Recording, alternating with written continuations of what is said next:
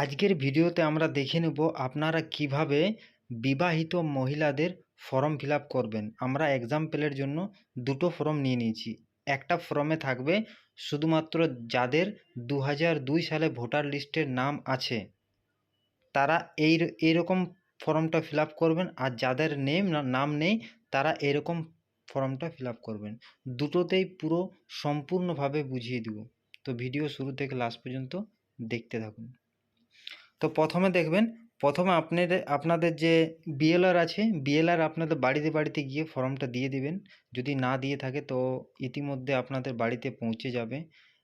এরপর আপনারা দেখে নেবেন যে প্রথম বক্সটাতে যে আপনার পুরো ডিটেলস থাকবে, নাম, আপনার ভোটার কার্ডের নাম্বার, বিধানসভা, রাজ্যের নাম, পিন নম্বর।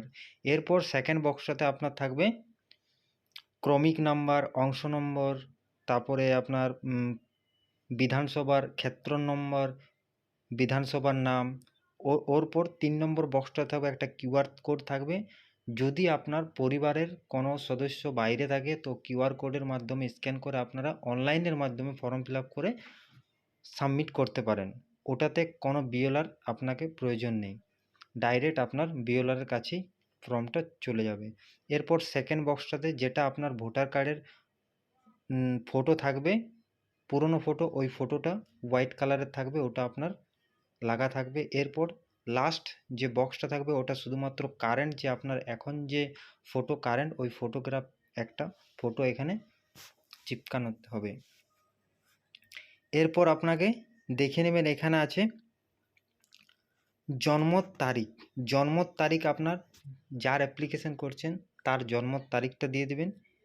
এরপর ওর আধার নাম্বার দিয়ে দেবেন, যেটা আপনি দিয়েছি, এক্সাম্পলের জন্য এই ফর্মটা ফিল আপ করা হয়েছে। এরপর মোবাইল নাম্বার দিয়ে দেবেন। মোবাইল নাম্বার দেওয়ার পর পিতা বা অভিভাবকের নাম, এই নামটা দিবেন। যিনার ফর্মটা ফিল আপ করছেন, যে মহিলার ফর্মটা ফিল আপ করছেন, ওর যে পিতা, যে শ্বশুর বাড়ি ওখানে পিতা নয়, যে বাপের বাড়ির পিতা আছে, ওই নামটা দিবেন, ওই নামটা দিয়ে দেবেন।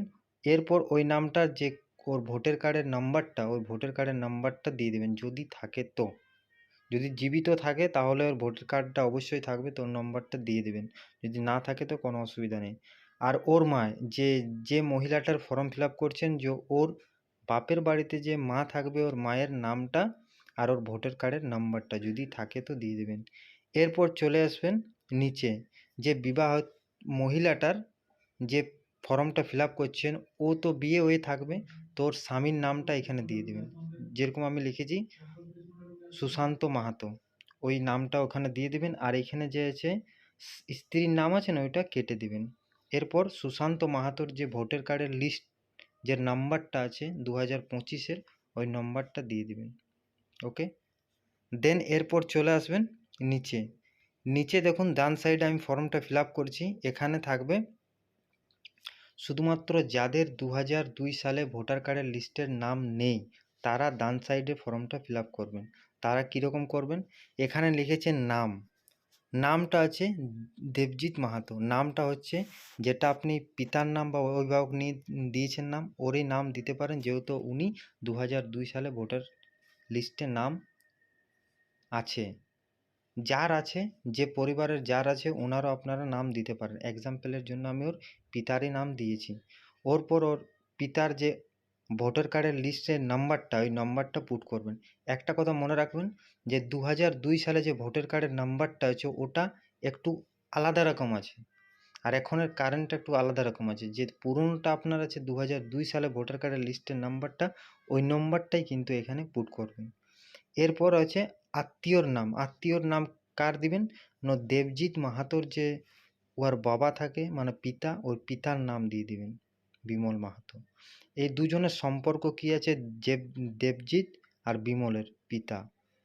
আমি এক্সাম্পলের জন্য দিয়েছি রাজ্য, এটা হচ্ছে বিয়ে হয়ে গেলে তো শ্বশুর বাড়ি চলে যায়, বাপের বাড়ি তো অন্য জায়গাতে থাকে না, তো আমি এক্সাম্পলের জন্য বাঁকুড়া দিয়েছি, বাঁকুড়া জেলার বাসিন্দা আছে উনি। আর ওর রাজ্যের নাম পশ্চিমবঙ্গই আছে, আর যে ওর ক্ষেত্রের নাম আছে, ক্ষেত্রের নামটা এখানে দিয়ে দিয়েছি। এরপর বিধানসভার ক্ষেত্রের নাম্বারও দিয়ে দিলাম, অংশ নম্বর আর ক্রমিক নাম্বার। এটা পুরোটা আপনারা দেখে দেখে ফিল করে নেবেন এইভাবে। এরপর নিচে চলে আসবেন, নিচে দেখবেন এখানে আপনাকে যার অ্যাপ্লিকেশন ফর্মটা ফিল আপ করছেন ওর একটা সিগনেচার দিয়ে দেবেন এখানে। এরপর নিচে এসে বিএলআর আপনাকে যে দুটো ফর্ম দিবে বিএলআর, ওই দুটোর মধ্যে দুটোই আপনারা ফিল করে দেবেন, দুটোই কালার ফটো দিয়ে ওনাকে দিয়ে দেবেন। উনি স্ট্যাম্প সিগনেচার দিয়ে আপনাকে রিসিভ অনুযায়ী একটা ফর্ম ফিরিয়ে দিবেন। ঠিক, এরপর আমরা দেখে নেব কিভাবে যে যাদের ভোটার কার্ডে 2002 লিস্টে নাম আছে তারা কিভাবে ফিল আপ করবেন। ওরা সেম ফর্মটা ওপেন করে নেবেন।